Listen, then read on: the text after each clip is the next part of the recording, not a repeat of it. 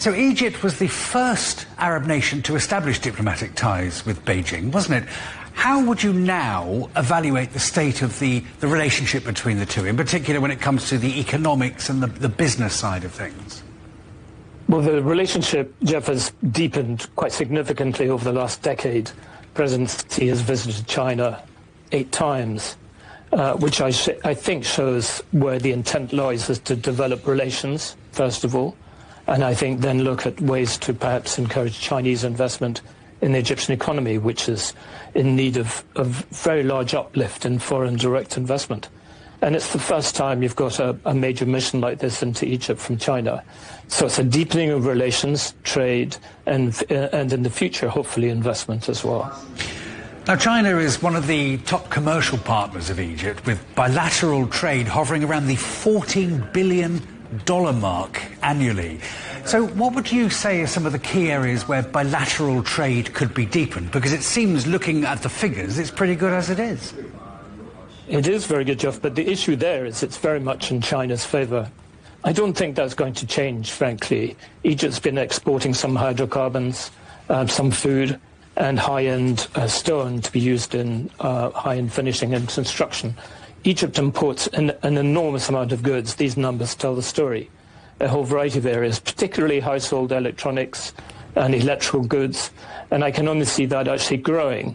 But I think Egypt will be looking for investment on the ground in Egypt to provide new jobs, perhaps new technology, and as your correspondent has been mentioning, and perhaps using Egypt as a base to export, first of all, within the domestic market, then export through Egypt's relations with the rest of Africa and into Europe as well. Now, of course, the global economy becoming increasingly more unpredictable. How would you then describe the role that China can play within a wider Middle Eastern region? It's a peacekeeper as well, isn't it, as well as the economic effect? Well, it's broad-based, this relationship. It's growing and growing quite quickly. I think that the more investment China puts into the region, the more committed it is to stability, and that can only be a good thing for everybody. And I think that we'll see that working, particularly in North Africa, less so with the Gulf, because they don't need Egypt's capital, China's capital quite so much.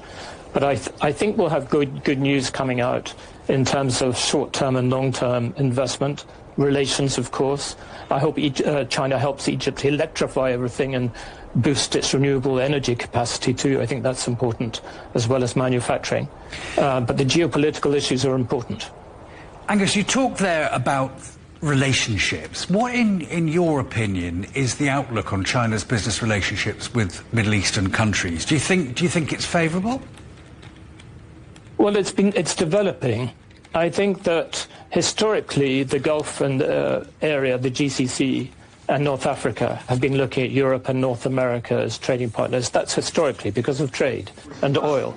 But as you know, over the last 20 years, there's been enormous growth in change across the Arab world in terms of business, particularly in Saudi Arabia and the Emirates, Qatar, and so on.